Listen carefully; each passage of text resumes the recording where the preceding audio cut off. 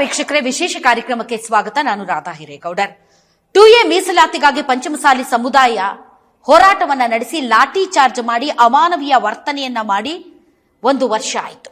ಇದೇ ಬೆಳಗಾವಿಯ ಸುವರ್ಣಸೌಧದಲ್ಲಿ ಕಳೆದ ವರ್ಷ ಡಿಸೆಂಬರ್ 10ನೇ ತಾರೀಕು 2A ಮೀಸಲಾತಿಗಾಗಿ ಪಂಚಮಸಾಲಿ ಪೀಠದ ಜಗದ್ಗುರುಗಳಾದಂತಹ ಪೀಠಾಧ್ಯಕ್ಷರು ಶ್ರೀ ಮೃತ್ಯುಂಜಯ ಸ್ವಾಮಿಗಳ ನೇತೃತ್ವದಲ್ಲಿ ನಡೆದಂತಹ ಹೋರಾಟದಲ್ಲಿ ಬಹಳಷ್ಟು ಲಾಠಿ ಚಾರ್ಜ್ ನಡೀತು, ಅಮಾನವೀಯ ಘಟನೆಗಳು ನಡೀತು. ಅದರ ಒಂದು ಹಿನ್ನೆಲೆಯಲ್ಲಿ 1 ವರ್ಷದ ಕರಾಳ ದಿನವಾಗಿ ಇವತ್ತು ಅದೇ ಜಯಮೃತ್ಯುಂಜಯ ಸ್ವಾಮೀಜಿಗಳ ನೇತೃತ್ವದಲ್ಲಿ ಮೌನ ಪ್ರತಿಭಟನೆ ನಡೆಯಿತು.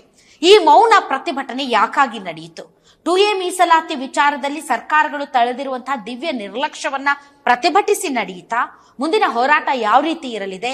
ಮತ್ತು ಜಯಮೃತ್ಯುಂಜಯ ಸ್ವಾಮೀಜಿಯವರ ನೇತೃತ್ವದಲ್ಲಿ ನಡೀತಾ ಇರುವ ಈ ಹೋರಾಟ ನಿಜಕ್ಕೂ ಒಂದು ತಾರ್ಕಿಕ ಅಂತ್ಯ ಹಾಡಲಾಗುತ್ತಾ? ಯಾಕೆ ಅಂತಂದ್ರೆ ಈ ಒಂದು ಮೀಸಲಾತಿ ಅಸಂವಿಧಾನಿಕ ಅಂತ ಮುಖ್ಯಮಂತ್ರಿಗಳು ಹೇಳಿದ ಮೇಲೆ ಈ ಹೋರಾಟದ ಫಲಶ್ರುತಿ ಏನು ಅಂತ ತಿಳಿದುಕೊಳ್ಳುವಂತ ಆಸಕ್ತಿ ಮತ್ತು ಕುತೂಹಲ ನನಗೆ ಇದೆ. ಹಾಗಾಗಿ ಇವತ್ತಿನ ಈ ವಿಶೇಷ ಕಾರ್ಯಕ್ರಮದಲ್ಲಿ ನಮ್ಮ ಅತಿಥಿಗಳು ಪಂಚಮಸಾಲಿ ಪೀಠದ ಪೀಠಾಧ್ಯಕ್ಷರಾದಂತಹ ಜಯಮೃತ್ಯುಂಜಯ ಸ್ವಾಮೀಜಿಗಳು ನಮ್ಮೊಂದಿಗಿದ್ದಾರೆ. ಸ್ವಾಮಿಗಳೇ, ತಮಗೆ ವಿಶೇಷ ಕಾರ್ಯಕ್ರಮಕ್ಕೆ ನಮಸ್ಕಾರ. ಇವತ್ತು ತಾವು ಪ್ರತಿಭಟನೆಯನ್ನ ನಡೆಸಿದ್ರಿ. ಇದೊಂದು ಸಾಂಕೇತಿಕ ಪ್ರತಿಭಟನೆಯಾಗಿತ್ತು. ಯಾಕೆ ಅಂತಂದ್ರೆ 1 ವರ್ಷದ ಹಿಂದೆ ಸಮುದಾಯದ ಮೇಲೆ ನಡೆದಂತಹ ಭೀಕರ ಲಾಠಿ ಚಾರ್ಜ್ ಮತ್ತು ನಡೆದಂತಹ ಅಮಾನವೀಯ ಘಟನೆಯನ್ನ ಖಂಡಿಸಿ ನಡೆದಂತಹ ಹೋರಾಟ ಅಷ್ಟೇನಾ, ಅಥವಾ 2A ಮೀಸಲಾತಿಯ ಹೋರಾಟವೂ ಇದರಲ್ಲಿ ಭಾಗವಾಗಿತ್ತ? ಯಾಕಂದ್ರೆ ತಾವು ಹೇಳಿದ್ರೆ ನಮ್ಮ ಸರ್ಕಾರವನ್ನ ತಂದು ಬೇರೆ ಸರ್ಕಾರವನ್ನ ತಂದು ಆ ಸರ್ಕಾರದಿಂದ ಮೀಸಲಾತಿ ಪಡಿತೀವಿ ಅಂತ ತಾವು ಹೇಳಿದ್ರಿ. ಇವತ್ತಿನ ಹೋರಾಟ ಕೇವಲ ಸಾಂಕೇತಿಕನ? ಕಾರಣ, ಡಿಸೆಂಬರ್ 10ನೇ ತಾರೀಕು ಕಳೆದ ವರ್ಷ ಮಾರಣಾಂತಿಕವಾದಂಥ ದೌರ್ಜನ್ಯವನ್ನು ಕಾನೂನುಬಾಹಿರವಾಗಿ ಕರ್ನಾಟಕ ಘನ ಸರ್ಕಾರ ಅಮಾಯಕ ಪೊಲೀಸರು ಕುಮ್ಮಕ್ಕು ಕೊಟ್ಟು ದಬ್ಬಾಳಿಕೆ ಮಾಡ್ತು. ಆ ಘಟನೆಯನ್ನು ಖಂಡಿಸಿ ಇವತ್ತು ಒಂದು ಸಾಂಕೇತಿಕವಾಗಿರ್ತಕ್ಕಂಥ ಲಿಂಗಾಯತರ ಮೇಲಿನ ದೌರ್ಜನ್ಯ ದಿನ ಅಂತೇಳಿ ಇವತ್ತು ಆಚರಣೆ ಮಾಡಿದ್ವಿ. ಅದನ್ನು ಯಾವ ರೀತಿ ಆಚರಣೆ ಮಾಡಬೇಕು ಅಂತ ಸುಮ್ಮನೆ ಆಕ್ರೋಶ, ಜನಾಕ್ರೋಶ ಅಥವಾ ಶಕ್ತಿ ಪ್ರದರ್ಶನ ಮಾಡಿದ್ರೆ ಇದು ದಪ್ಪ ಚರ್ಮ ಹೊಂದಿರತಕ್ಕಂಥ ಸರ್ಕಾರ, ಮುಖ್ಯವಾಗಿ ಲಿಂಗಾಯತ ವಿರೋಧಿ ಸರ್ಕಾರ. ಹಾಗಾಗಿ ಇಂಥ ಸರ್ಕಾರಕ್ಕೆ ಏನು ಹೇಳಿದ್ರು ನಮ್ಮ ಪರ್ಟಿಕ್ಯುಲರ್ ಕಾಂಗ್ರೆಸ್ ಸರ್ಕಾರ, ಸಿದ್ದರಾಮಯ್ಯನವರ ನೇತೃತ್ವದ ಸರ್ಕಾರ ಲಿಂಗಾಯತ ವಿರೋಧಿ ಸರ್ಕಾರ. ನೀವು ಹೇಳ್ರಿ ಅದನ್ನ. ಲಿಂಗಾಯತ ವಿರೋಧಿ ಸರ್ಕಾರನೇ ಇದು. ಯಾಕೆಂದ್ರೆ ನಿಮಗೆಲ್ಲ ಗೊತ್ತಿರೋ ಹಾಗೆ ಲಿಂಗಾಯತರು ನ್ಯಾಯ ಕೇಳಕ್ಕೆ ಹೋದ ಸಂದರ್ಭದಲ್ಲಿ ಈ ರೀತಿ ಹೊಡಿತಾರಪ್ಪ, ಮತ್ತು ಲಿಂಗಾಯತ ವಿರೋಧಿ ಸರ್ಕಾರನ ಆಯ್ತಲ್ಲ ಇದು. ಕೊನೆ ಸೌಜನ್ಯಕ್ಕೆ ಸ್ಪಂದಿಸೋ ಕೆಲಸ ಮಾಡಬೇಕಾಗಿತ್ತು, ಇಲ್ಲ ಸಮಯ ಕೇಳಬೇಕಾಗಿತ್ತು, ಅಥವಾ ನಿರ್ಲಕ್ಷ್ಯ ಮಾಡಬೇಕಾಗಿತ್ತು. ನಾವೇನು ಬೇಜಾರು ಹಾಕಿದ್ದಿಲ್ಲ. ಆದರೆ ದನಕ್ಕೆ ಬಡ್ದಂಗೆ ಬಡಿಯುವಂಥ ಕೆಲಸ ಮಾಡಿದ್ರು. ಇದು ಅವತ್ತೇ ನಾ ಹೇಳಿದೆ, ಇದು ಲಿಂಗಾಯತ ವಿರೋಧಿ ಸರ್ಕಾರ.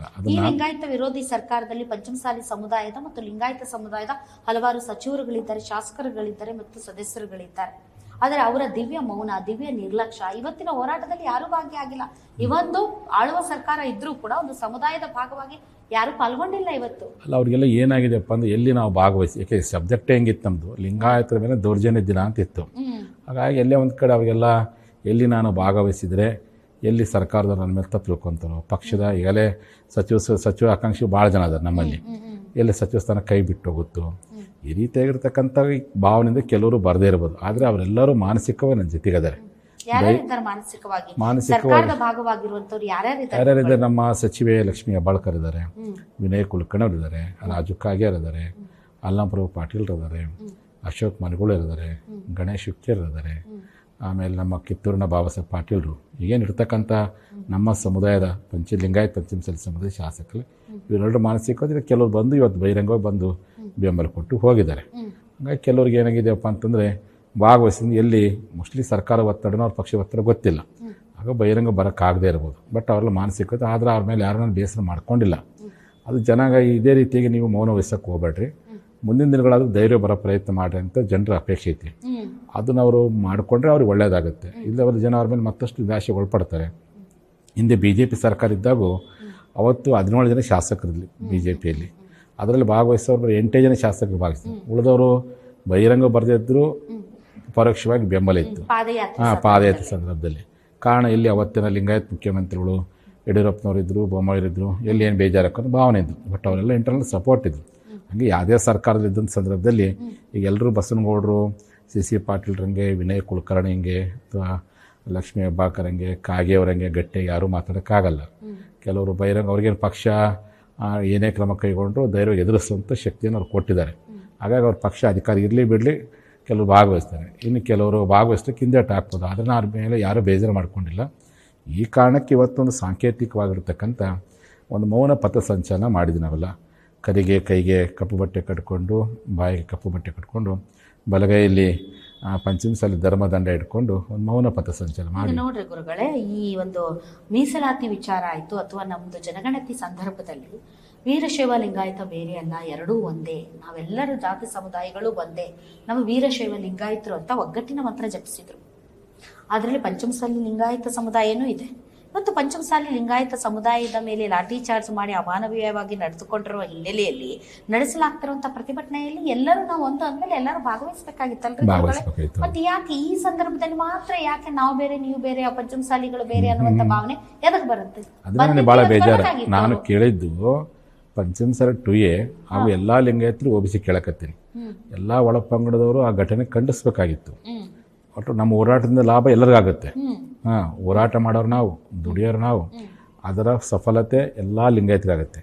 ಬಟ್ ಲಾಠಿ ಏಟು ವರ್ಷಕ್ಕೆ ಮಾತ್ರ ನಾವಾಗಿದ್ದೀವಿ, ಹೋರಾಟ ಮಾಡೋಕ್ಕೆ ನಾವಾಗಿದ್ದೀವಿ. ಆ ಸಂದರ್ಭದಲ್ಲಿ ಕೊನೆ ಪಕ್ಷ ಉಳಿದ ಏನು ಇವತ್ತು ಅನೇಕ ಮಠಾಧೀಶರು ಎಲ್ಲ ಒಂದೇ ನಾವು ಅಂತಾರಲ್ಲ, ಆ ಘಟನೆ ಖಂಡಿಸೋ ಪ್ರಯತ್ನವನ್ನು ಉಳಿದ ಜಿಲ್ಲೆಯಲ್ಲಿ ಬೇಡ, ಕೊನೆ ಬೆಳಗಾವಿ ಜಿಲ್ಲೆಯ ಮಠಾಧೀಶರಾದ್ರೂ ಮಾಡಬೇಕಾಗಿತ್ತಲ್ಲ.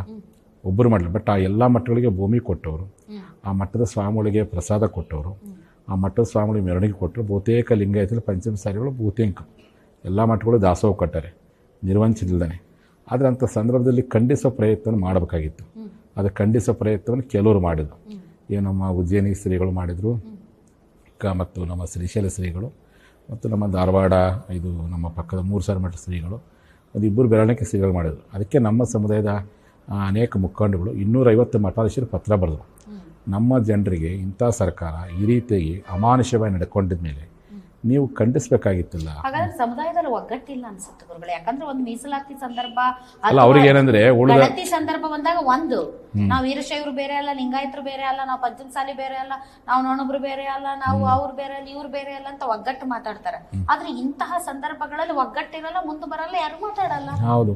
ಕಾರಣ ಅವ್ರಿಗೆ ಏನಾಗೈತೆ ಅಂದ್ರೆ, ಎಲ್ಲಿ ಪಂಚಮಸಾಲಿಗಳು ಹೋರಾಟ ಬೆಳೀತಪ್ಪಾದರೆ, ಎಲ್ಲಿ ಇವ್ರ ಸಮುದಾಯ ಜಾಗೃತಿಗೊಂಡ್ರೆ, ಏನೋ ಒಂದು ರೀತಿ ಅವ್ರ ತಪ್ಪು ಕಲ್ಪನೆ, ದೊಡ್ಡ ಸಮಾಜ, ಇವ್ರ ಮಕ್ಕಳು ವಿದ್ಯಾವಂತರಾಗ್ತಾರೆ, ಆರ್ತಿ ಏನೇನೋ ತಪ್ಪು ಕಲ್ಪನೆಯಿಂದಾಗಿ ಕೆಲವರು ಬಹಿರಂಗವಾಗಿ ನನ್ನ ಜೊತೆ ಬಂದಾಗ ಒಳ್ಳೆಯ ಹೋರಾಟ ಸ್ವಾಮೀಜಿ ನಿಮ್ಮ ಜೊತೆ ಇರ್ತೇವೆ ಅಂತಾರೆ. ಬಟ್ ಹಂಗಿರೋದಕ್ಕಿಂತ ಇಂಥ ಘಟನೆ ಆದಾಗ ಖಂಡಿಸ್ಬೇಕು. ಯಾಕಂದ್ರೆ ಅದು ಒಂದು ದೊಡ್ಡ ಪ್ರಬಲ ಸಮುದಾಯ ಲಿಂಗಾಯತರಲ್ಲಿ. ಇಂಥ ಘಟನೆ ಆದಾಗ ಖಂಡಿಸ ಸಂಖ್ಯೆ ಇರ್ತಕ್ಕಂಥ, ಮತ್ತು ಈ ಸಮುದಾಯ ಎಲ್ಲ ಮಠವಾಣಿಗಳಿಗೆ, ಎಲ್ಲ ದೇವಸ್ಥಾನಗಳಿಗೆ ಯಾವುದೇ ರೀತಿಯ ಭೇದ ಇಲ್ದೇ ದಾಸೋಹ ಕೊಟ್ಟಂಥ ಸಮಾಜ. ಅದು ಸೌಜನ್ಯಕ್ಕಾದ ಖಂಡಿಸೋ ಪ್ರಯತ್ನ ಮಾಡಬೇಕಾಗಿತ್ತಲ್ಲ. ಈಗ ಸರ್ಕಾರದವ್ರು ಏನಾದರೂ ಮಾಡಿದಾಗ ಸ್ವಾಗತ ಮಾಡ್ತಾರೆ, ಇಂಥ ಘಟನೆ ಖಂಡಿಸ್ಬೇಕಾಗಿತ್ತಲ್ಲ. ಅದು ನನಗೇನಾಗಿತ್ತಪ್ಪ ಅಂದರೆ, ಆ ಕೆಲವರು ಸ್ವಾಮೀಜಿಗಳು ನನಗೆ ಇಂಟರ್ನಲ್ಲಾಗಿ ಫೋನ್ ಮಾಡಿ ಮಾರಲ್ ಸಪೋರ್ಟ್ ಮಾಡಿದ್ರು. ಕೆಲವರು ಸ್ವಾಮೀಜಿಗಳು ಇಂಟರ್ನಲ್ಲಾಗಿ ನನಗೆ ಫೋನ್ ಮಾಡಿ ಮಾರಲ್ ಸಪೋರ್ಟ್ ಮಾಡಿದರು. ಇನ್ನು ಕೆಲವರು ಸ್ಟೇಟ್ಮೆಂಟ್ ಕೊಟ್ಟರು. ಆದರೆ ಬಹುಸಂಖ್ಯಾತ ಮಠಾಧೀಶರುಗಳು ಆ ಸಂದರ್ಭದಲ್ಲಿ ಖಂಡಿಸ್ಬೇಕಾಗಿತ್ತು ಅಂತ ನಾನು ಹೇಳೋದು. ನೀವು ನಮ್ಮ ಜೊತೆಗೆ ಹೋರಾಟಕ್ಕೆ ಪಾಪ ಬರ್ರಿ ಅಂತ ಹೇಳಕ್ಕೆ ಹೋಗಲ್ಲ, ಅಥವಾ ನೀವು ನಮ್ಮ ಸಮುದಾಯವಾಗಿ ಗಟ್ಟಿ ಧ್ವನಿಯಾಗಿ ಮಾತಾಡಬೇಕಾಗಿತ್ತು, ಒಂದೇ ಅನ್ನುವಂತ ಭಾವನೆಯನ್ನ ಹುಟ್ಟಿಸಿ ಮಾಡಬೇಕಾಗಿತ್ತು. ಅದೇ ಯಾಕಂದ್ರೆ ಇಂತಹ ವಿಚಾರಗಳು ಯಾವಾಗ ಸಮುದಾಯದಲ್ಲಿ ಅಪಸ್ವರಗಳು ಅಥವಾ ಮೀಸಲಾತಿ ಅಥವಾ ಗಣತಿ ಅವ್ರು ಬೇರೆ ಇವ್ರು ಬೇರೆ ಅಂದಾಗ ಎಲ್ಲರೂ ಒಟ್ಟಾಗಬೇಕನ್ನುವಂತ ಪರಿಶ್ರಮ ಇರುತ್ತೆ. ಇರ್ಲಿ ಗುರುಗಳೇ, ಆದ್ರೆ ಈ ಒಂದು ವಿಚಾರದಲ್ಲಿ ಏನು ಲಾಠಿ ಚಾರ್ಜ್ ನಡೆಯಿತು ಕಳೆದ ವರ್ಷ ಡಿಸೆಂಬರ್ 10ನೇ ತಾರೀಕು, ಅಂದ್ರೆ ಇವತ್ತೇ ಈ ದಿನದಲ್ಲಿ, ಅದಕ್ಕೆ ಸಂಬಂಧಪಟ್ಟಂತೆ ತಾವು ಕೋರ್ಟ್ ಮೊರೆ ಕೂಡ ಹೋಗಿದ್ರು. ಆಮೇಲೆ ದ್ವಿಸದಸ್ಯ ಪೀಠದ ಮುಂದೆ, ದ್ವಿಸದಸ್ಯ ಪೀಠ ಏಕಸದಸ್ಯ ಪೀಠದ ಮುಂದೆ ಬಂದಾಗ ಒಂದು ನಿವೃತ್ತಿ ನ್ಯಾಯಾಧೀಶರ ನೇತೃತ್ವದಲ್ಲಿ ಒಂದು ತನಿಖೆ ನಡೆಸಿ ಒಂದು ವರದಿಯನ್ನ ಕೊಡಿ ಅಂತ ಹೇಳಿತ್ತು. ಆ ವರದಿಯನ್ನ ಕೊಟ್ಟಿದ್ದಾರೆ ಅಂತ ನಾನು ಕೇಳಲ್ಪಟ್ಟಿದ್ದೀನಿ. ಹೌದಾ? ಹಾಗಾದ್ರೆ ಆ ವರದಿಯಲ್ಲಿನ ಅಂಶಗಳು ಏನು ಅನ್ನೋದು ತಮ್ಗೆ ಗೊತ್ತಿದೆಯಾ? ಯಾರ್ದು ತಪ್ಪು? ಹೋರಾಟಗಾರರದ್ದು ತಪ್ಪಾ ಅಥವಾ ಪೊಲೀಸರದ ತಪ್ಪಾ ಅಥವಾ ಸರ್ಕಾರದ ನೀತಿ ನಿಲುವುಗಳು ತಪ್ಪಾಗಿವ್ಯಾ? ಈ ವಿಚಾರದಲ್ಲಿ ತಮಗೇನಾದ್ರೂ ವರದಿಯ ಅಂಶಗಳು ಬಹಿರಂಗ ಆಗಿದ್ಯಾ? ನನಗೇನು ಬಹಿರಂಗ ಆಗಿಲ್ಲ. ಯಾಕಂದ್ರೆ ಅವತ್ತು ಸಾಕ್ಷಿ ಹೇಳಿಕೆಗಳನ್ನ ತನಿಖೆ ಮಾಡೋ ಸಂದರ್ಭದಲ್ಲಿ ನಿವೃತ್ತ ನ್ಯಾಯಮೂರ್ತಿಗಳು ಅನೇಕ ಸಾಕ್ಷಿ ಹೇಳಿಕೆಗಳನ್ನು ತೀರ್ಕೊಂಡ್ರು. ಅವತ್ತು ಏಕಸದಸ್ಯ ಪೀಠದಲ್ಲಿ ಅರ್ಜಿ ಹಾಕಿದಾಗ ಏಕಸದಸ್ಯ ಪೀಠ ಸರ್ಕಾರಕ್ಕೆ ಚೀಮಾರಿ ಹಾಕಿ ನ್ಯಾಯಾಂಗ ತನಿಖೆ ಆಗಬೇಕು ಅಂತೇಳಿ ಆದೇಶ ಮಾಡ್ತೀವಿ. ಮತ್ತೆ ಸರ್ಕಾರದವರು ಮತ್ತೊಂದು ಸರಿ ಮರು ಅರ್ಜಿ ಹಾಕಿದರು. ದ್ವಿಸದಸ್ಯ ಪೀಠದವರು ಸಹ ಸರ್ಕಾರಕ್ಕೆ ಚೀಮಾರಿ ಹಾಕಿ ನ್ಯಾಯಾಂಗ ತನಿಖೆ ಆಗಲೇಬೇಕು ಅಂತ. ಅನಿವಾರ್ಯವಾಗಿ ಸರ್ಕಾರ ನ್ಯಾಯಾಂಗದ ಹೈಕೋರ್ಟ್ ಆದೇಶವನ್ನು ಪಾಲಿಸಿ ನಿವೃತ್ತಿ ನ್ಯಾಯಮೂರ್ತಿಗಳಿಂದ ತನಿಖೆ ಶುರು ಮಾಡ್ತು. ಆ ತನಿಖೆ ಮಾಡುವಂಥ ಸಂದರ್ಭದೊಳಗೆ ಸುಮಾರು 200ಕ್ಕಿಂತ ಹೆಚ್ಚು ಜನ ಈ ಸರ್ಕಾರ ಮಾಡಿದ್ದು ತಪ್ಪಿದೆ ಅಂತೇಳಿ ಸಾಕ್ಷಿ ಸಮೇತ ಅಫಿಡೇಟ್ ಕೊಟ್ಟು ತಮ್ಮ ಸಾಕ್ಷಿ ಹೇಳಿಕೆ ಕೊಟ್ಟಿದ್ದಾರೆ.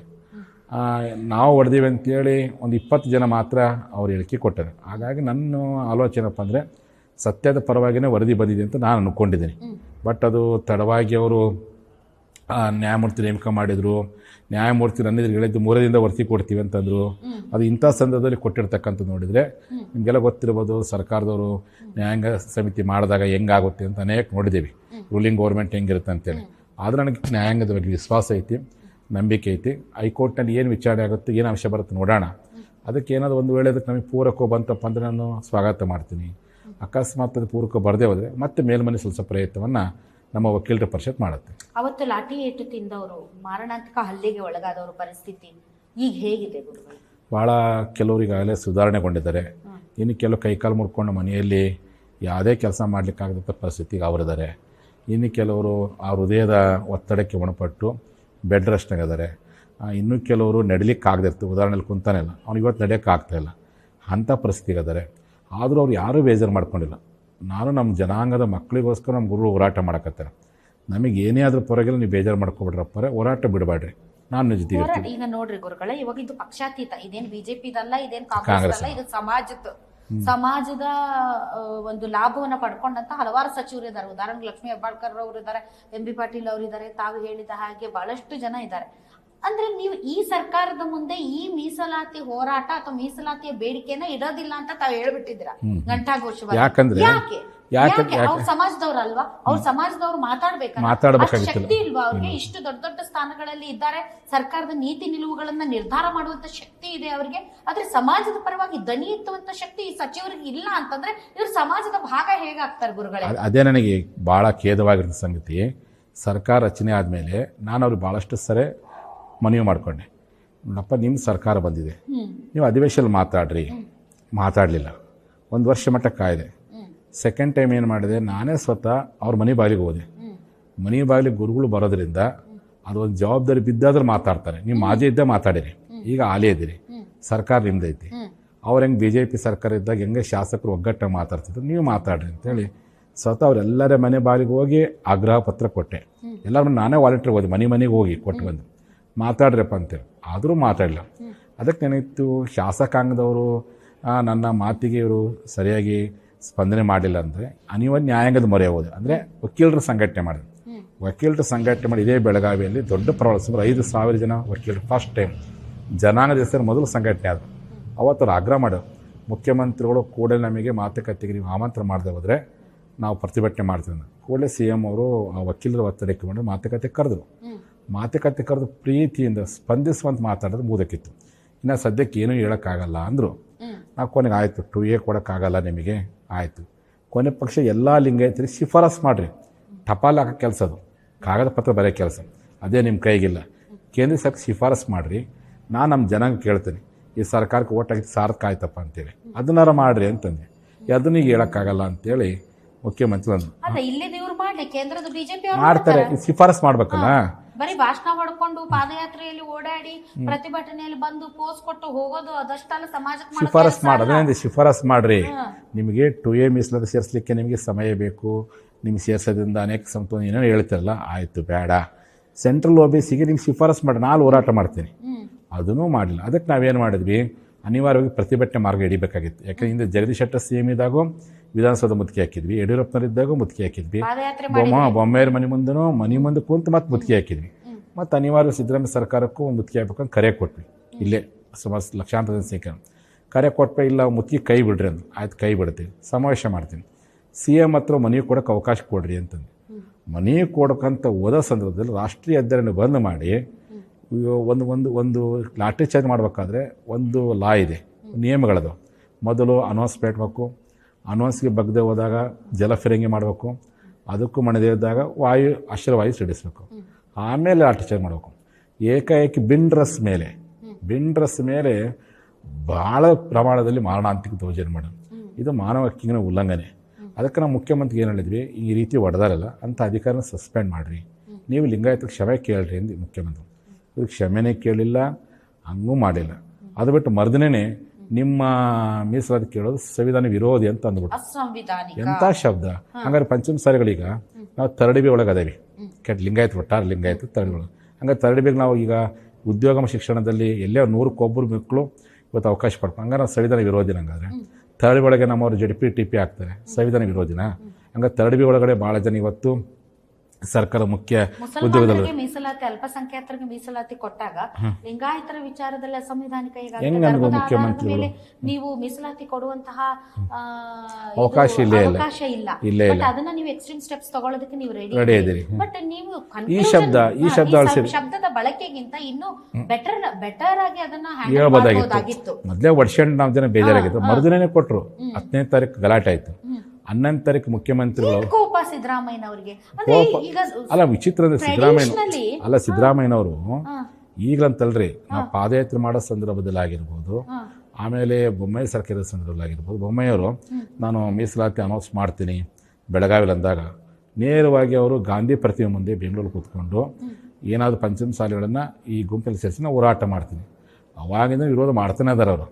ನನಗೇನು ಸಹಜ ಬಿಡ್ರಿ, ಪಾಪ ಅವ್ರು ತಪ್ಪಲ್ಲ. ಯಾಕಂದ್ರೆ ಮೇಲ್ವರ್ಗದ ವಿರೋಧಿ ಸಿದ್ದರಾಮಯ್ಯನವರು ಅನ್ನೋ ತರದ ಒಂದು ಅಜೆಂಡಾ, ಒಂದು ರೀತಿಯಾದಂತಹ ಅಭಿಪ್ರಾಯವನ್ನ ಮೂಡಿಸುವಂತ ಪ್ರಯತ್ನವನ್ನ ಪ್ರತಿಪಕ್ಷಗಳು ಮಾಡ್ತಿದ್ರು. ಆದ್ರೆ ಎಸ್ಪೆಷಲಿ ಈ ವಿಚಾರದಲ್ಲಿ ಅವರ ನಿಲುವನ್ನ ನೋಡಿದ್ರೆ ಯಾಕೆ ಸಮುದಾಯನ ಕಂಡ್ರೆ ಅವ್ರಿಗೆ ಇಷ್ಟ ಇಲ್ಲೇನು?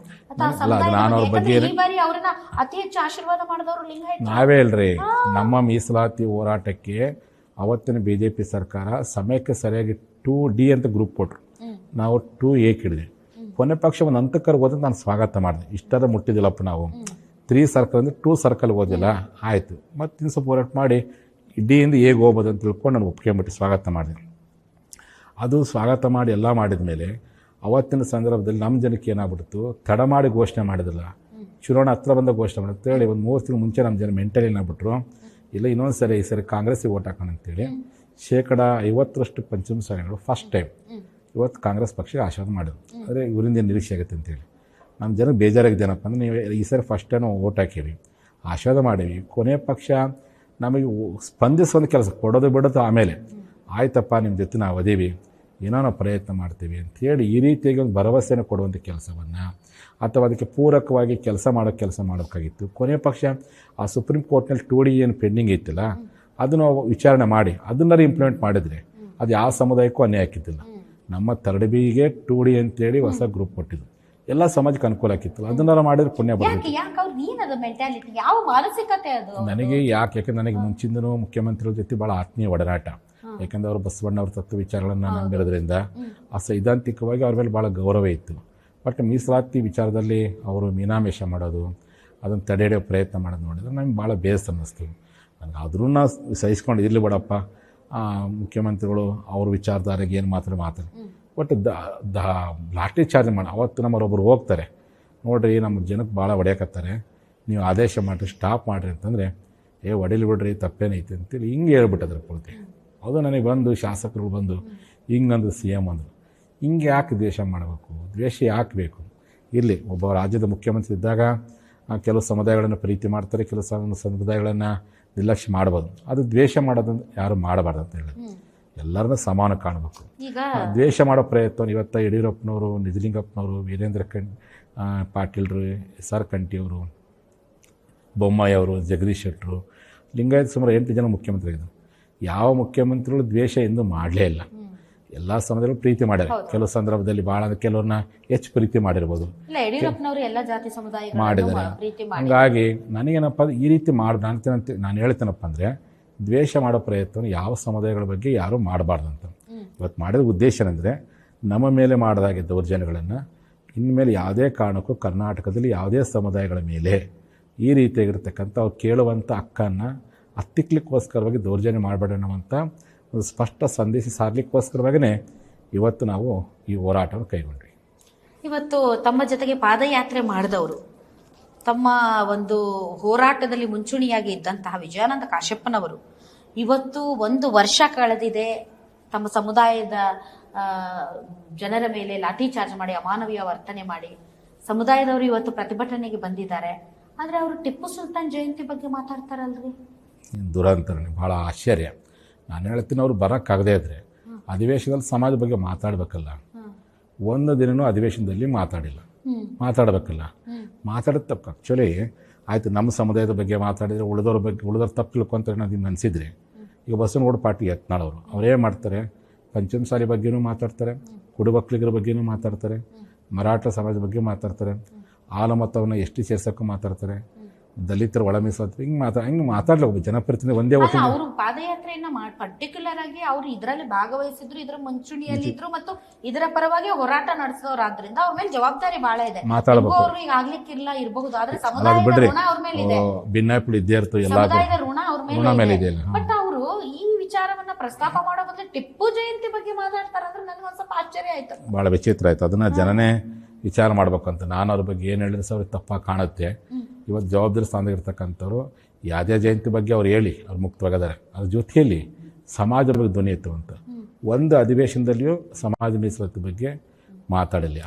ಹಾಗಾದ್ರೆ ನೀವು ಯಾವ ಸರ್ಕಾರ, ಬಿಜೆಪಿ ಸರ್ಕಾರದ ಬಗ್ಗೆ ಮಾತಾಡ್ತಾ ಇದ್ದೀರಾ? ನಾನು ಯಾವುದೇ ಪರ್ಟಿಕ್ಯುಲರ್ ಪಕ್ಷಗಳು ಎಲ್ಲ ಪಕ್ಷದಲ್ಲಿದ್ದಾರೆ. ಆದ್ರೆ ಎಲ್ಲಾ ಪಕ್ಷಗಳು ಕೂಡ ಇಲ್ಲಿಯವರೆಗೆ ನೋಡಿ, ಕಳೆದ ಬಿಜೆಪಿ ಸರ್ಕಾರ ಇದ್ದಂತ ಸಂದರ್ಭದಲ್ಲಿ ಹೋರಾಟ ಆರಂಭ ಮಾಡಿದ್ರೆ ಅವರು ಏನ್ ತಲೆ ಕೆಡಿಸ್ಕೊಳ್ಳಿಲ್ಲ, ಈಗಲೂ ಯಾರು ತಲೆ ಕೆಡಿಸ್ಕೊಳ್ತಿಲ್ಲ. ಇನ್ನು ಯಾವ ಅಲ್ಲ, ಕೊನೆ ಪಕ್ಷ ಯಾವ್ದಾರ ಕಾರ್ಯಕ್ರಮಕ್ಕೆ ಹೋಗಿದ್ರೆ, ಯಾವ್ದಾರ ಸಭೆಗೆ ಹೋಗಿದ್ರೆ ತೋರಿಸ್ಕೊಡ್ರಿ. ವಕ್ಫ್ ಹೋರಾಟ ಇತ್ತು, ಅದು ರೈತರ ಪರವಾಗಿರ್ತಕ್ಕ ಹೋರಾಟ. ಆ ವಕ್ಫ್ ಹೋರಾಟದಲ್ಲಿ ನಮ್ಮ ಲಿಂಗಾಯತರು 1000 ಎಕರೆ ಭೂಮಿ ಕಳ್ಕೊಂಡಿದ್ವು. 150 ಜನ ಮಠಾಧೀಶರು ಬೆಂಬಲ ಕೊಟ್ಟಿದ್ದರು. ನಾವು ಉತ್ತರ ಕರ್ನಾಟಕದ ಸ್ವಾಮೀಜಿಯಾಗಿ ನಮ್ಮ ಸಮುದಾಯದ 1000 ಎಕರೆ ಭೂಮಿ ಕಳ್ಕೊಂಡಿದ್ದರು. ನಾನು ಆ ಹೋರಾಟ ಭಾಗವಹಿಸಿದ್ದೆ. ಆ ವಕ್ಫ್ ಹೋರಾಟ ಭಾಗವಹಿಸಿದ್ದು ನಾವು ಒಬ್ಬರೇ ಅಲ್ಲ, ಎಲ್ಲ ಸ್ವಾಮಿಗಳು ಭಾಗವಹಿಸಿದ್ರು. ಹಂಗಂತಷ್ಟೇ ಅದನ್ನು BJP ಬೆಂಬಲ ಕೊಟ್ಟೇವೆ ಅಂತ ಹೇಳುವಂಥದ್ದು ಎಷ್ಟೇ ಮಟ್ಟಿಗೆ ಸರಿ? ಎಲ್ಲಿ ತೋರಿಸ್ಕೊ. ಒಂದರ BJP ಪಕ್ಷ ಲಾಂಛನದಲ್ಲಿ ನಡೆಯುವಂಥ ಸಮಾವೇಶಕ್ಕೆ, ಕಾರ್ಯಕ್ರಮಕ್ಕೆ ನಾನು ಎಲ್ಲರೂ ಹೋಗಿದ್ದೆ, ತೋರಿಸ್ಕೊಡ್ಲಿ ಬೇಕಾದ್ರೆ. ಬಸವನಗೌಡ ಪಾಟೀಲ್ ಯತ್ನಾಳ್ ಅಂದ್ರೆ ಇವ್ರಿಗೆ ಒಂಥರ ತುಂಬಾ ತುಂಬಾ ಕಾಸು. ಅಲ್ಲ ನೋಡ್ರಿ, ಮಾಡಕ್ ರೆಡಿ ಇಲ್ಲ ನೋಡ್ರಿ, ಅವ್ರಿಗೋಸ್ಕರ ಅವರು ಯಾವ ಮಟ್ಟದ ಹೋರಾಟವನ್ನು ಮಾಡೋದಕ್ಕೆ ರೆಡಿ ಆಗ್ತಾರೆ. ಅಲ್ಲ ಯಾಕೆ ನೋಡ್ರಿ, ಬಸವನಗೌಡ ಪಾಟೀಲ್ ಯತ್ನಾಳ್ ಅವರಿಗೂ ಅವರು ಒಬ್ಬ ಸಮಾಜದ ಒಬ್ಬ ಬಾಂಧವರು. ನಾವು ಯಾಕಂದ್ರೆ ಅವ್ರಿಗೆ ಯಾಕೆ ಸಮಾಜ ಅವ್ರ ಪ್ರೀತಿ ಮಾಡುತ್ತಂದ್ರೆ, ಹೋರಾಟದಲ್ಲಿ ಗಟ್ಟಿಯಾಗಿ ನಿಂತ್ಕೊಂಡು ಅವ್ರು ಎಂದೂ ಸಹ ಒಯ್ದಾಡಲಿಲ್ಲ. ಅವ್ರ ಸರ್ಕಾರ ಇದ್ದಾಗೂ ಸಹ ಎಷ್ಟೋ ಸಂದರ್ಭದಲ್ಲಿ ನನಗೆ ಅಂತಿದ್ರು ಅವರು, ನಾನು ಅಂತಿದ್ದಿಲ್ಲ. ಮತ್ತು ಹೋರಾಟ ಉಗ್ರ ಮಾಡೋದ್ರಿಂದ ನಿಮ್ಮ ರಾಜಕೀಯ ಭವಿಷ್ಯಕ್ಕೆ ತೊಂದರೆ ಆಗುತ್ತೆ, ನಂದು ಏನಾರಾಗಲಿ ನನ್ನ ಬಗ್ಗೆ ಚಿಂತೆ ಮಾಡಿರಿ, ನೀವು ಗಟ್ಟಿಯಾಗಿ ಹೋರಾಟ ಮಾಡಿರಿ ಅಂತಂತಿದ್ರು. ಕೊನೆ ಪಕ್ಷ ಅವರು ಸರ್ಕಾರದಲ್ಲಿ ಕೊನೆಯ ಗಳಿಗೆಯಲ್ಲಿ ಅವರು ಕರೆದು ಮುಂದೆ ನೀವು ಮಂತ್ರಿ ಸ್ಥಾನ ಕೊಡ್ತೀವಿ, ಹೋರಾಟ ಇನ್ನು ಸರಿ ಅಂತ ಹೇಳಿದರು, ಇನ್ನು ಸರಿಲಿಲ್ಲ. ಆಗ ಅವ್ರು ಗಟ್ಟಿತನದಿಂದ ಮತ್ತು ಹೋರಾಟಕ್ಕೆ ಗಟ್ಟಿಯಾಗಿ ನಿಂತ್ಕೊಂಡ್ರು. BJP ಸರ್ಕಾರ ಅವರಿದ್ದಾಗ, ಅವ್ರ ಪಕ್ಷದಲ್ಲಿದ್ದಾಗೂ ಗಟ್ಟಿಯಾಗಿ ನಿಂತ್ಕೊಂಡ್ರು. ಈಗ ಅವ್ರ ಅಧಿಕಾರದಿಲ್ಲ ಅವ್ರ ಸರ್ಕಾರ, ಆದರೂ ಸಹ ಗಟ್ಟಿಯಾಗಿ ನಿಂತ್ಕೊಂಡು. ಈ ಕಾರಣಕ್ಕೆ ಜನ, ನಾನಂತಲ್ಲ, ಇಡೀ ಸಮಾಜ ಅವ್ರ ಮೇಲೆ ಒಂದು ಗೌರವ ಇಟ್ಕೊಂಡಿದ್ದು. ಅವರು CC ಪಾಟೀಲ್ರಾಗಿರಲಿ, ಅರವಿಂದ್ ಬೆಲ್ಲದಾಗಿರಲಿ, ನನ್ನ ಸಿದ್ದು ಸೌದಿಯರಾಗಿರಲಿ, ಅವ್ರ ಪಾರ್ಟಿ ಇರ್ತಾರೆ. ಕೆಲವು ಗಟ್ಟಿ ಈರಣ್ಣ ಕಡಾಡಿ ಅವರು ಗಟ್ಟಿಯಾಗಿ ನಿಂತ್ಕೊಂಡು ಹೋರಾಟ ಮಾಡಕತ್ತಾರೆ. ಮತ್ತು ಕಾಂಗ್ರೆಸ್ನಲ್ಲಿ ಕೆಲವರು ಗಟ್ಟಿಯಾಗಿದ್ದಾರೆ. ವಿನಯ್ ಕುಲಕರ್ಣಿ ಅವರು ಮಾಜಿ ಇದ್ದಾಗೂ ಹೋರಾಟಕ್ಕೆ ಬಂದರು. ಇವತ್ತು ಹಾಲಿ ಅದರ ಅಂತಂದ್ರೆ ಅನೇಕ ಬಾರಿ CM ಅವ್ರಿಗೆ ಒತ್ತಡ ಹಾಕಿದ್ದಾರೆ, ಮಾತಾಡಿದ್ದಾರೆ, ನೀವು ಅವರಿಗೆ ಕೊಡಬೇಕು, ತಪ್ಪು ನೀವು ಮಾಡ್ತಿರೋದು ಅಂತೇಳಿ. ನಮ್ಮ ಘಟನೆ ಆದಾಗ ಆ ಘಟನೆ ಖಂಡಿಸಿರ್ತಕ್ಕಂಥವ್ರು ಇಬ್ಬರೇ, ಒಂದು ಕಾಗವಾಡದ ಶಾಸಕರು, ಒಂದು ವಿನಯ ಕುಲಕರ್ಣಿ ಅವರು. ಹಿಂಗೆ ಅವರೆಲ್ಲ ಮಾಡಿದ್ರಲ್ಲ. ಹಂಗಾಗಿ ಯಾರು ನಮ್ಮನ್ನು ಅಪ್ಕೊಂತವ್ರು ಯಾರೇ ಆಗಿರಲಿ, ಜನ ಸಹಜ ಅವ್ರ ಪ್ರೀತಿ, ನಾನು ವೈಯಕ್ತಿಕ ಅಲ್ಲ, ಜನ ಅವ್ರ ಮೇಲೆ ಸಹಜ ಪ್ರೀತಿ ಮಾಡ್ತಾರೆ. ಇವರು ಸುಮ್ಮನೆ ವಿನಾಕಾರಣ ಯತ್ನಾಳ್ಗೌಡ್ರಿಗೆ ಸಪೋರ್ಟ್ ಕೊಡ್ತಾರೆ, ಹಂಗೆ ಏನಿಲ್ಲ. ಅವರು ಎಂದು ನನ್ನನ್ನು ವೈಯಕ್ತಿಕವಾಗಿ ತನ್ನ ರಾಜಕೀಯ ಭವಿಷ್ಯಕ್ಕೆ ಎಂದು ದುರುಪಯೋಗ ಪಡಿಸ್ಕೊಂಡಿಲ್ಲ. ಒಂದಿನ ನನಗೆ ನನ್ನ ಮಂತ್ರಿ ಸ್ಥಾನ ಕೊಟ್ಟರೆ ಕೇಳ್ರಿ ಸ್ವಾಮೀಜಿ ಅಂತ ಹೇಳಿಲ್ಲ, ನನ್ನ ಪರವಾಗಿ ಸ್ಟೇಟ್ಮೆಂಟ್ ಕೊಡ್ರಿ ಅಂತ ಹೇಳಿಲ್ಲ. ಸಮಾಜ ಏನೈತೆ, ಯಾರು ದೊಡ್ಡ ಅವ್ರು ಗೌರವಿಸ್ತಾರೆ, ಅದು ಬಿಟ್ಟರೆ ಏನಿಲ್ಲ. ಸ್ವಾಮಿಗಳ ಈಗಲೂ ಕೂಡ, ಯಾಕೆಂದ್ರೆ ಈ ವಿಚಾರದಲ್ಲಿ ಪ್ರಶ್ನೆ ಕೇಳಬೇಕೋ ಕೇಳಬಾರ್ದೋ ಗೊತ್ತಿಲ್ಲ, ತಮ್ಮನ್ನ ಪೀಠದಿಂದ ಉಚ್ಚಾಟನೆ ಮಾಡಿದೆ ಅಂತ ಟ್ರಸ್ಟ್ ಹೇಳಿದ ಮೇಲೆ ತಾವು ಇನ್ನೂ ಕೂಡ ಪೀಠದಲ್ಲೇ ಮುಂದುವರೆದಿದ್ದೀರಾ, ಅಥವಾ ಪರ್ಯಾಯ ಪೀಠವನ್ನ ರಚನೆ ಮಾಡಿದ್ದೀರಾ, ಅಥವಾ ಪೀಠದಿಂದ ಉಚ್ಚಾಟನೆ ಮಾಡುವಂತಹ ಹಕ್ಕು ಅಧಿಕಾರ ಅವರಿಗಿಲ್ವಾ? ತಮ್ಮ ಉತ್ತರ ಏನಿದಕ್ಕೆ? ನಮ್ಮ ಆ ಟ್ರಸ್ಟಿಗೂ ನಮ್ಮ ಪೀಠಕ್ಕೆ ಸಂಬಂಧ ಇಲ್ಲ. ಪೀಠ ಸ್ವತಂತ್ರವಾಗಿರ್ತಕ್ಕಂಥದ್ದು. ಆ ಪೀಠಕ್ಕೆ ಅವರು ಒಂದು ಸ್ಥಳವನ್ನು ಅವಕಾಶ ಮಾಡಿಕೊಡ್ತೀವಿ ಅಂತೇಳಿ ಟ್ರಸ್ಟ್ನಲ್ಲಿ ಹೇಳಿದರು. ಆಗ ಆ ಸ್ಥಳದಲ್ಲಿ ನಾವಿದ್ವಿ. ಅದಾದಮೇಲೆ ಆ ಟ್ರಸ್ಟಿಗೆ ಅಧ್ಯಕ್ಷನ ಮಾಡ್ತೀವಿ ಅಂತ ಹೇಳಿದರು. ಆಗ ನಾವು ವೇಟ್ ಮಾಡಿದ್ವಿ, ನಮ್ಮನ್ನು ಅಧ್ಯಕ್ಷನ ಮಾಡಲಿಲ್ಲ. ಆ ಸ್ಥಳವನ್ನು ಸಹ ನಮ್ಮ ಪೀಠದ ಹೆಸರಲ್ಲೇ ಬರಲಿಲ್ಲ. ಹಂಗಾಗಿ ನಾವು ವೇಟ್ ಮಾಡ್ತಾಯಿದ್ವಿ, ಕಾಯ್ತಾಯಿದ್ವಿ, ಇವತ್ತು ನಾಳೆ ಸುಧಾರಣೆ ಆಗ್ತದೆ ಅಂತೇಳಿ. ಆಗಲಿಲ್ಲ. ಹಾಗಾಗಿ ನಾವು ಪೀಠವನ್ನು ಈಗಾಗಲೇ ಬೇರೆ ಕಡೆ ಸ್ಥಳಾಂತರ ಮಾಡಿದ್ವಿ. ಮತ್ತು ಪರ್ಯಾಯ ಪೀಠ ಅನ್ನೋದು ಇಲ್ಲೇ ಇಲ್ಲ. ಮೂಲ ಪೀಠ, ಪ್ರಥಮ ಪೀಠ, ಕೂಡಲ ಸಂಘದ ಪಂಚಮಸಾಲಿ ಪೀಠ. ಆ ಪೀಠವನ್ನು ಕೂಡಲ ಸಂಘದಲ್ಲಿ ಮತ್ತೊಂದು ಕಡೆ ಸ್ಥಳಾಂತರ ಮಾಡಿ ಧಾರ್ಮಿಕ ಚಟುವಟಿಕೆ ಮಾಡ್ತದೆ. ಈ ಕೂಡಲ ಸಂಗಮದಲ್ಲಿ ತಮ್ಮದು ಪೀಠಕ್ಕೆ ಸಂಬಂಧಪಟ್ಟಂತಹ ಕಟ್ಟಡ ಅದು ಇದು ಆರಂಭ ಆಗಿದೆ. ಆಗಿದೆ. ಈಗಾಗಲೇ ಒಂದು ಭೌತಿಕವಾದಂಥ ಕಟ್ಟಡದಲ್ಲಿ ಪೀಠಕ್ಕೆ ಬೇಕಾಗಿರ್ತಕ್ಕಂಥ ವಾಸ್ತವ್ಯ ಪೂಜೆ ಪುನಸ್ಕಾರ ಅದೆಲ್ಲ ನಾವು ಮಾಡ್ತಿದ್ವಿ. ಈಗ ಅದಕ್ಕೆ ಬೇಕಾಗಿರ್ತಕ್ಕಂಥ ಕಟ್ಟಡ ಮಾಡಲಿಕ್ಕೆ ಸ್ಥಳೀಯ ಭಕ್ತಾದಿಗಳು ಭೂಮಿ ದಾನ ಮಾಡ್ತೀವಿ ಅಂತ ಹೇಳಿದರೆ ಅವ್ರು ಯಾವ ಭೂಮಿ ದಾನ ಮಾಡ್ತಾರೋ ಅಲ್ಲಿ ಪೀಠದ ಕಟ್ಟಡವನ್ನು ಸ್ವತಂತ್ರವಾಗಿ ಕಟ್ತೀವಿ. ಈಗ ಮಠಗಳು ಈ ಒಂದು ಕರ್ನಾಟಕ ರಾಜ್ಯದ ಈ ಮಠಗಳ ಪರಂಪರೆ ತುಂಬಾ ಅನಾದಿ ಕಾಲದಿಂದಲೂ ನಡೆದು ಬಂದಿದೆ. ಅದು ಅಕ್ಷರ ದಾಸೋಹ ಆಗಿರ್ಬೋದು, ಅನ್ನದಾಸೋಹ ಆಗಿರ್ಬೋದು, ಶಿಕ್ಷಣ ಕ್ರಾಂತಿ ಆಗಿರ್ಬೋದು. ಪೀಠಗಳು ಕೇವಲ ಆಧ್ಯಾತ್ಮಿಕ ಅಷ್ಟೇ ಅಲ್ಲ, ಬಹಳಷ್ಟು ಕ್ಷೇತ್ರಗಳಲ್ಲೂ ಕೂಡ ಆರ್ಥಿಕವಾಗಿ ಸಬಲವಾಗಿ ಸದೃಢವಾಗಿ ಮುನ್ನಡೆಯುತ್ತಿರುವಂತಹ ಸಂದರ್ಭದಲ್ಲಿ ಪಂಚಮಸಾಲಿ ಪೀಠ ಅಥವಾ ಪಂಚಮಸಾಲಿ ಮಠ ಆರ್ಥಿಕವಾಗಿ ಸದೃಢ ಆಗಲೇಬಾರದು ಅನ್ನುವಂತ ಕೆಲ ಭಕ್ತರು ಅಥವಾ ಟ್ರಸ್ಟ್ನ ಒಂದು ಮಾತೇನಿದೆ ಅಂದ್ರೆ, ಇವರು ಆಸ್ತಿಗಳನ್ನ ಮಾಡಬಾರ್ದು, ಇವರು ಬೇರೆ ಮಾಡಬಾರ್ದು, ಇವರು ಮಠದಲ್ಲೇ ಕುಂತಿರ್ಬೇಕು, ಮಠದಲ್ಲೇ ಧ್ಯಾನ ಮಾಡಬೇಕು, ಹೊರಗಡೆ ಓಡಾಡಬಾರ್ದು, ಈ ತರದ ಕಟ್ಟುಪಾಡುಗಳು ಅಥವಾ ಈ ರೀತಿಯಾದಂತಹ ಕೆಲವೊಂದು ನಿಬಂಧನೆಗಳು, ಇದ್ರ ಬಗ್ಗೆ ತಾವೇನು ಹೇಳ್ತೀರಿ? ಅದೇ ಬಹಳ ಬೇಸರ. ಅಂದ್ರೆ ಬೇರೆ ಮಠಗಳು ನೋಡ್ರಿ ನೀವು ಅಲ್ಲ, ಈಗ ನಮ್ದೇನಾಯ್ತು, ನಮ್ಮ ಪಂಚಮಸಾಲಿ ಪೀಠದ ನಮ್ಮೆಲ್ಲರದು ಒಂದು ಏನು ಸಮಸ್ಯೆ ಇದೆಪ್ಪ ಅಂದರೆ, ಸಂಘಟನೆ ಮಾಡೋರು ನಾವು, ದುಡಿಯೋರು ನಾವು, 24 ಗಂಟೆ ನಿಸ್ವಾರ್ಥವಾಗಿ ಸೇವೆ ಮಾಡೋರು ನಾವು. ಆದರೆ ಕೆಲವು ಸ್ವಾರ್ಥಿ ಭಕ್ತರು ಆ ಟ್ರಸ್ಟ್ ಅನ್ನೋದನ್ನು ಮಾಡಿಕೊಂಡು ಶ್ರೀಗಳವರನ್ನು ಕೇವಲ ನಮ್ಮ ಕಪಿಮುಷ್ಟಿ ಹಿಡ್ಕೊಳ್ಳೋ ಪ್ರಯತ್ನ ಮಾಡ್ತಿದ್ದಾರೆ. ಇದು ನಮ್ಮದೇ ಮಠ ಅಲ್ಲ ಅಂತ ಅನೇಕ ಮಠಗಳು ಹಂಗಾಗ್ಬಿಟ್ಟ ಪರಿಸ್ಥಿತಿ. ಸನ್ಯಾಸಿ ಸ್ವತಂತ್ರವಾಗಿರಬೇಕು ಅಂತ, ಅವ್ರಿಗೆ ಯಾವುದೇ ಬಂಧನಗಳಿರಬಾರ್ದು ಅಂತ. ಹಾಗಾಗಿ ಮುಂಚೆ ನೋಡಿ, ಲಿಂಗಾಯತರ ಮಠಗಳು ಇತ್ತೀಚೆಗೆ 2000 ವರ್ಷ ಇತ್ತೀಚೆಗೆ ಆಗಿರ್ತ ಮಠಗಳಿಗೆ ಟ್ರಸ್ಟ್ಗಳದು. ಮುಂಚೆ ಯಾವಕ್ಕೂ ಮಠಗಳು ಟ್ರಸ್ಟ್ ಇಲ್ಲ. ಅವ್ರ ಗುರುಗಳೇ ಸುಪ್ರೀಂ ಆಗಿದ್ರು, ಭಕ್ತರ ಅಧೀನವಾಗಿದ್ರು. ಭಕ್ತರ ಅಧೀನವಾಗಿ ಗುರುಗಳು ಇರ್ತಿದ್ರು ಹೊರತು ಟ್ರಸ್ಟ್ನ ಅಧೀನ ಗುರುಗಳು ಇರ್ತಿದ್ದಿಲ್ಲ. ನಾವು ಭಕ್ತರ ಅಧೀನವಾಗಿ ಗುರುಗಳು ಇರೋಣ, ಟ್ರಸ್ಟ್ನ ಅಧೀನ ಇರ್ತಿದ್ದಿಲ್ಲ. ಅಕೌಂಟಬಿಲಿಟಿ ಇರಬೇಕು ಅಂತ, ರೀತಿ ಏಕಚಕ್ರಾಧಿಪತ್ಯ ಆ ಉದ್ದೇಶಕ್ಕೆ ಭಕ್ತರ ಟ್ರಸ್ಟ್ಗಳ ನಿರ್ಮಾಣ ಇತ್ತೀಚೆಗೆ ಮಾಡಿದ್ದಾರೆ. ಮಾಡಿದ್ಮೇಲೆ ಅದೇನಾಗಿದೆಯಪ್ಪ ಅಂದರೆ, ಒಳ್ಳೆ ಕೆಲಸ ಮಾಡುವಂಥ ಸಂದರ್ಭದಲ್ಲಿ, ನಿಸ್ವಾರ್ಥ ಸೇವೆ ಮಾಡೋ ಸಂದರ್ಭದಲ್ಲಿ ನಾವು ಹೇಳ್ದಂಗೆ ಕೇಳಬೇಕು, ನಾವು ಹೇಳ್ದಂಗೆ ಮಾಡಬೇಕು. ಈ ರೀತಿಯಾಗಿ ತಮ್ಮ ಮಾತು ಕೇಳದೆ ಹೋದರೆ ಈ ರೀತಿಯಾಗಿರ್ತಕ್ಕಂಥ ತೆಗೆದುಹಾಕುವಂಥದ್ದು ಇದು ಎಷ್ಟು ಮಟ್ಟಿಗೆ ಸರಿ ಅಂತ. ಗುರುಗಳು ಸ್ವತಂತ್ರ ಕೆಲಸ ಮಾಡಲಿ. ನೀವು ಬೇಕಾದ್ರೆ ಟ್ರಸ್ಟ್ ವತಿಯಿಂದ ಶಿಕ್ಷಣ ಸಂಸ್ಥೆಗಳು ಮಾಡ್ಕೊಳ್ರಿ, ದಾಸೋಹ ಕೇಂದ್ರಗಳು ಮಾಡ್ಕೊಳ್ರಿ. ಆದರೆ ಗುರುಗಳನ್ನು ನಿಯಂತ್ರಣ ಮಾಡುವಂಥ, ಗುರುಗಳನ್ನು ಮಾಡುವಂಥದ್ದು ಸರಿಯಲ್ಲ ಅಂತ. ಹಾಗಾಗಿ ನನಗೆ ಆ ವಿಚಾರದಲ್ಲಿ ಸ್ವಲ್ಪ ಮಟ್ಟಿಗೆ ನಿರಾಶೆ ಉಂಟಾಗೈತಿ. ಈ ರೀತಿ ಯಾವುದೇ ಗುರುಗಳಾಗಿಲ್ಲ, ನಾನೊಬ್ಬರೇ ಅಂತಲ್ಲ. ಇವತ್ತು ಹಿಂದೆ ಸುಮಾರು ಲಿಂಗಾಯತ ಮಠಗಳು ಅವಕ್ಕೆ ಯಾವ ರೀತಿ ಯಾವ ಕಮಿಟಿಗಳು ಏನಿಲ್ಲ. ನಮ್ಮ ಪೀಠಗಳಿಗೆ ಆ ರೀತಿಯಾಗಿರ್ತಕ್ಕಂಥ ಮಾಡಿಬಿಟ್ರು. ಅವತ್ತು ನಾವು ಕೇಳೋಕ್ಕೆ ನಮಗೇನಿತ್ತು, ಭಕ್ತರು ಸ್ವತಂತ್ರಪ್ಪ, ಭಕ್ತರು ಹೆಂಗೆ ಹೇಳ್ಕೊಂಡು ಕೇಳಬೇಕು ಅಂತೇಳಿ ಈ ಥರ ವಿಶಾಲ ಭಾವನೆಯಿಂದ ಸೈದ್ಧಾಂತಿಕವಾಗಿ ಎದಕ್ಕೆ ಬೇಕು, ನಮಗೆಲ್ಲ ಗುರುಗಳಲ್ಲಿ ಎದಕ್ಕೆ ಬೇಕು ಆಸ್ತಿ ಅಂತಸ್ತು ಅಂತೇಳಿ ಸಮಾಜ ಮುಖ್ಯ ಅಂತ ತಿಳ್ಕೊಂಡು ಈ ರೀತಿಯಾಗಿರ್ತಕ್ಕಂಥ ಒಂದು ಎಥಿಕ್ಸಿನ ಅಂಟ್ಕೊಂಡಿದ್ದ ಕಾರಣಕ್ಕೆ ಅವ್ರು ಒಳ್ಳೆ ಕೆಲಸ ಮಾಡ್ತಾ ಅವ್ರನ್ನ ಡಿಪೆಂಡ್ ಆಗಿದ್ದೆ. ಬಟ್ ಅವರಿಂದ ಆ ನಿರೀಕ್ಷೆಗಳನ್ನ ನಾವು ಪಡ್ಕೊಳಕ್ಕಾಗಲಿಲ್ಲ. ಅದಕ್ಕೆ ನಾನು ಏನು ಮಾಡಿದೆ, 24 ಗಂಟೆ ಸಮಾಜ ಶಾಶ್ವತ ಅಂತ ತಿಳ್ಕೊಂಡು ಸಮಾಜ ಸಂಘಟನೆ ಮಾಡಿದೆ. ನಾಳೆ ನನಗೆ ಏನೇ ಕಷ್ಟ ಬಂದರೆ ಸಮಾಜ ನನ್ನ ಜೊತೆ ಬರುತ್ತೆ. ಗುರುಗಳು ಬಹಳ ಲೋಕ ಸಂಚಾರಿ. ಅವ್ರಿಗೆ ಹುಬ್ಳಿಯಾಗ ಮನೆ ಐತಿ, ಬೆಳಗಾವಿಯಾಗ ಮನೆ ಐತಿ, ಮತ್ತೆ ಬೆಂಗಳೂರಲ್ಲಿ ಮನೆ ಇದೆ. ಅವರು ಬಹಳ ಓಡಾಡೋದು ಬಹಳ ಅವ್ರಿಗೆ. ಅವ್ರ ಮಠದಲ್ಲಿ ಇರೋದಿಲ್ಲ. ಮಠ ಒಂಥರ ಅನೈತಿಕ ಚಟುವಟಿಕೆಗಳ ತಾಣ ಆಗಿದೆ. ಹಾಗಾಗಿ ನಾವು ಮಠಕ್ಕೆ ಬೇಗ ಹಾಕಿಬಿಟ್ಟಿದ್ದೀವಿ, ಅವ್ರು ಓಡಾಡ್ಕೊಂಡಿರ್ಲಿ, ಈ ತರದ ಭಾವನೆಗಳು ನೋಡ್ರಿ. ನಾನು ಯಾವತ್ತು ಸಂದೇಶ ಅಲ್ಲ, ಕರೆಕ್ಟು. ಅವರು ಹೇಳುವಂಥ ನಾಲ್ಗೆಗೆ ಸಂಸ್ಕೃತಿ ಸಂಸ್ಕಾರ ಇಲ್ಲ. ಭಕ್ತರು ಬೆಳಗಾವಿ ಮೀಸಲಾತಿ ಹೋರಾಟದ ಕೇಂದ್ರ ಕಚೇರಿ ಇಲ್ಲಿ ಬಂದ ವಸತಿಗೋಸ್ಕರವಾಗಿಯೇ ನಮ್ಮ ಲೋಕಲ್ AB ಪಾಟೀಲ್ರು ಅವರೆಲ್ಲ ಇಲ್ಲಿ ಮುಂಚೆ ಇಲ್ಲಿ ಉಳ್ಕೊಳ್ತಿದ್ದೆ. ಇಲ್ಲಿ ಮದುವೆಗಳು ಬಂದಾಗ ತೊಂದರೆ ಆಗುತ್ತೆ ಅಂತೇಳಿ ಸಹಜವಾಗಿಯೇ ಬೆಳಗಾವಿ ಜನ ಭಕ್ತರು ಉಳ್ಕೊಳಕ್ಕೆ ಒಂದು ವ್ಯವಸ್ಥೆ ಮಾಡಿದ್ದಾರೆ. ಬೆಂಗಳೂರಿನ ಉಪವಾಸ ಸತ್ಯಾಗ್ರಹ ಕೈಗೊಂಡು 3 ತಿಂಗಳ ಕುಮಾರಕೃಪ ಗೆಸ್ಟ್ ಹೌಸ್ ಉಳ್ಕೊತಿದ್ದೆ. ಗುರುಗಳು ಹಂಗೆ ಹಿಡ್ಕೊಳೋದು ಬೇಡ ಅಂತೇಳಿ ಭಕ್ತಲ್ಲಿ ಕೇಳ್ಕೊಂಡು ಒಂದು ವಸ್ತು ಉಳ್ಕೊಳಕ್ಕೆ ಪೂಜೆಗೆ ಪ್ರಸಾದಕ್ಕಂತೆ ತಪ್ಪೇನೈತಿ ಮತ್ತು ಗುರುಗಳು ಎಲ್ಲಿ ಉಳ್ಕೋಬೇಕು. ಎಲ್ಲರೂ ಬಂದು ಭೇಟಿ ಮಾಡಲಿಕ್ಕೆ ಅನುಕೂಲ, ನೀವು ಬಂದರೆ ಭೇಟಿ ಮಾಡ್ಲಿಕ್ಕೆ ಅನುಕೂಲ ಐತಿ. ಭಕ್ತರ ಮನೆಗೆ ಉಳ್ಕೊಂಡ್ರಪ್ಪ ಅಂದ್ರೆ ಎಲ್ಲಿ ಮುಕ್ತವಾಗಿ ಇಲ್ಲಿ ಇದೆಲ್ಲ ಮಾಡೋಕ್ಕಾಗುತ್ತೆ. ಹಂಗಾಗಿ ಅದನ್ನೇ ಅಪಾರ್ಥ ಮಾಡ್ಕೊತ, ಅದನ್ನೇ ಅಪಪ್ರಚಾರ ಮಾಡ್ಕೊತ ಮಾತಾಡ್ತಾ ಕೊಂಟಾರೆ ಕೆಲವರೆಲ್ಲ. ಅದಕ್ಕೆ ಅದ್ರ ಬಗ್ಗೆ ಅದನ್ನು ಏನಾದರೂ ನಾವು ಒಬ್ಬರೇ ಖಾಸಗಿಯಾಗಿ ಏನಾದ್ರು ಅಷ್ಟೇ ಮಾಡಿದರೆ ತಪ್ಪು. ಇಡೀ ಸಮಾಜ ಎಲ್ಲರೂ ಅವರೆಲ್ಲರೂ ಕೂಡಿ ಮಾಡಿರ್ತಕ್ಕಂಥದ್ದು ಸಮಾಜದಲ್ಲಿ ಅಕ್ರಮ ಆಸ್ತಿ ತೋರಿಸ್ಕೊಟ್ರೆ, ಅಕ್ರಮ ಆಸ್ತಿ ಏನು ಮಾಡಿದ್ದು ತೋರಿಸ್ಕೊಟ್ರೆ ಅದನ್ನು ಅವರೇ ತಗೊಂಡೋಗ್ಲಿ, ಯಾರು ಬೇಡ ಅಂತ. ಅಕ್ರಮ ಆಸ್ತಿ ಎಲ್ಲಿ ಮಾಡಿ ಎಷ್ಟು ಮಾಡೋದಾಗಿತ್ತು ನಾವು. ಕೂಡಲ ಸಮಯದಲ್ಲಿ ಭಕ್ತರು ಕೊಟ್ಟಿದ್ದು ಬಿಟ್ಟರೆ, ಭಕ್ತರು ಕೊಟ್ಟಿದ್ದು 13 ಗಂಟೆ. ಅದು ಭಕ್ತರೆಲ್ಲ ನಾನು ದುಡ್ಡು ಕೊಟ್ಟು ತಗೊಂಡಿದ್ದು, ಭಕ್ತನ ದುಡ್ಡು ಕೊಟ್ಟು ತಗೊಂಡೆ 13 ಗಂಟೆ.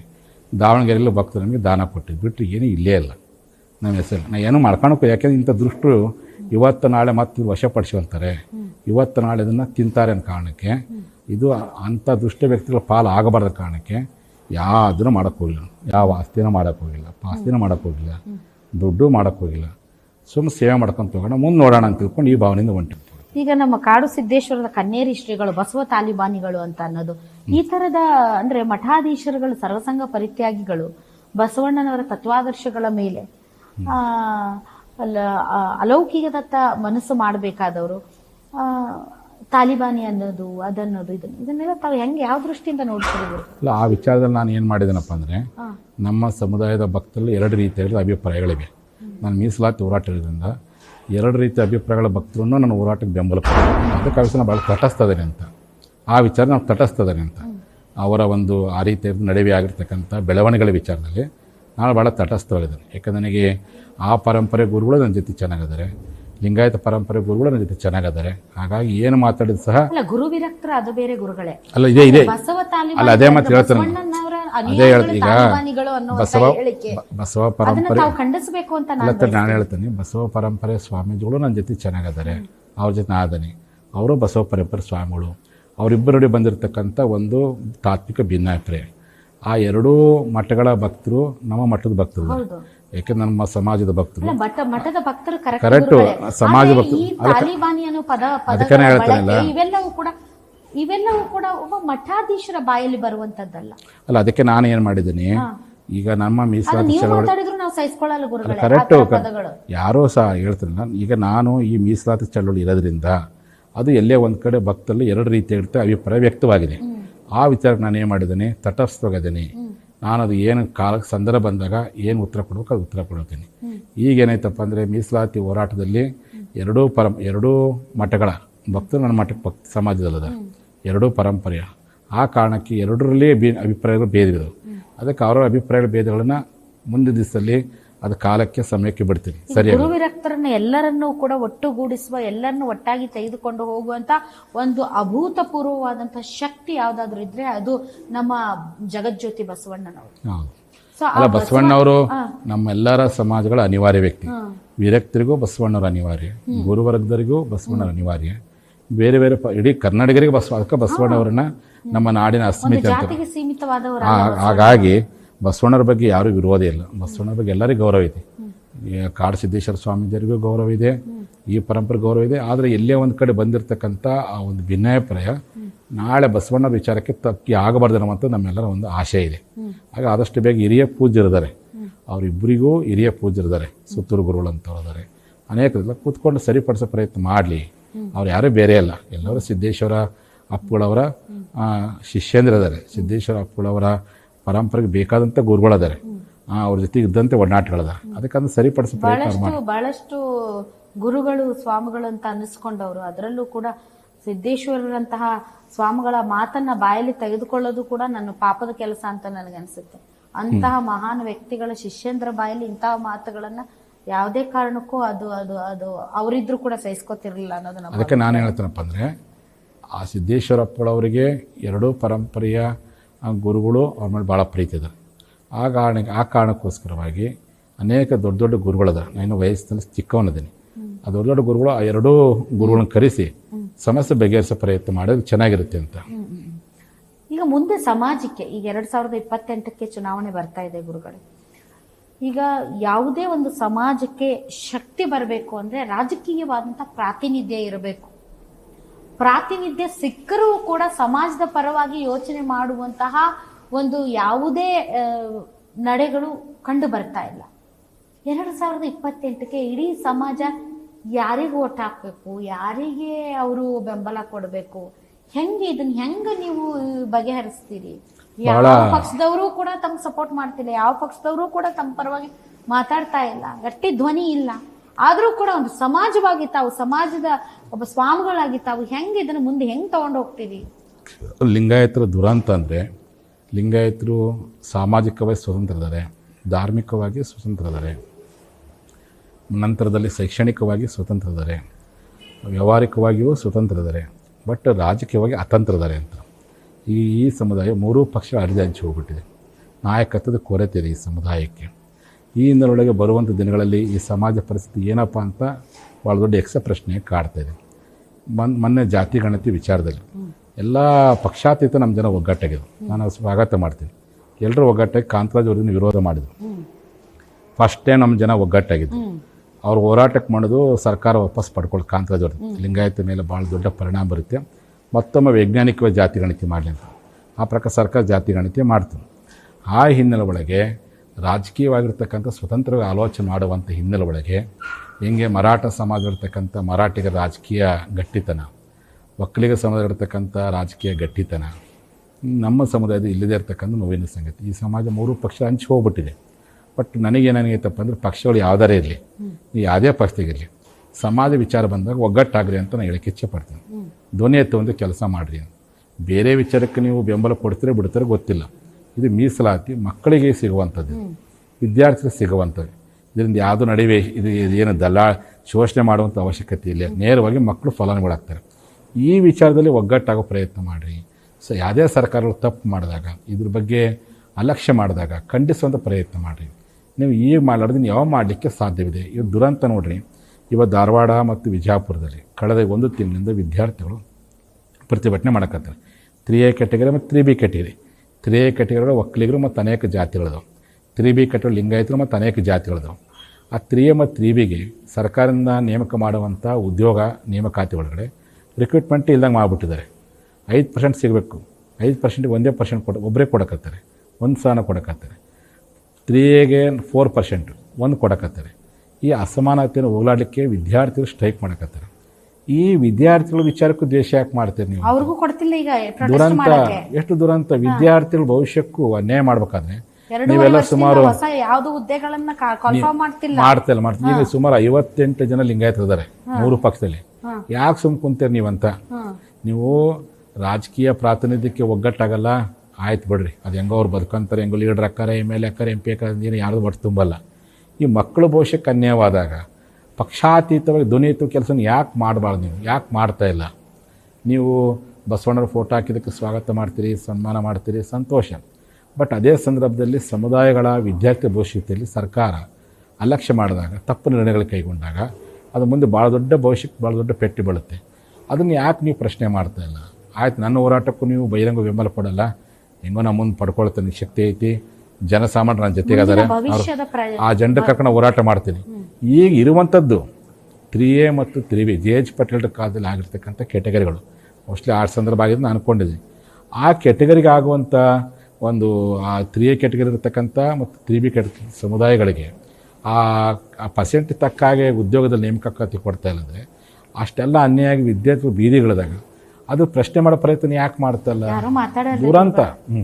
ಯಾರು ಮಾಡ್ತಿದಾರಂತ ಗೊತ್ತಿಲ್ಲ. ಎಷ್ಟು ಈಗ ರೈತರ ವಿಚಾರದಲ್ಲೂ ಅಷ್ಟೇ, ರೈತ ಖರೀದಿ ಕೇಂದ್ರಗಳಾಗಿರ್ಬೋದು, ಅಂದ್ರೆ ಯಾವುದಕ್ಕೂ ತಲೆ ಕೆಡಿಸ್ಕೊಂಡು ಪ್ರತಿಭಟನೆಗಳನ್ನ ಹತ್ತಿಕ್ಕುವುದು. ಈಗ ಏನು ಪದವೀಧರ ವಿದ್ಯಾರ್ಥಿಗಳು ಪ್ರತಿಭಟನೆ ಮಾಡ್ತೀವಿ, ನಮ್ಗೆ ಅವಕಾಶ ಕೊಡ್ರಿ ಅಂದ್ರೆ ಅವ್ರಿಗೆ ಅವಕಾಶ ಕೊಡ್ತಿಲ್ಲ.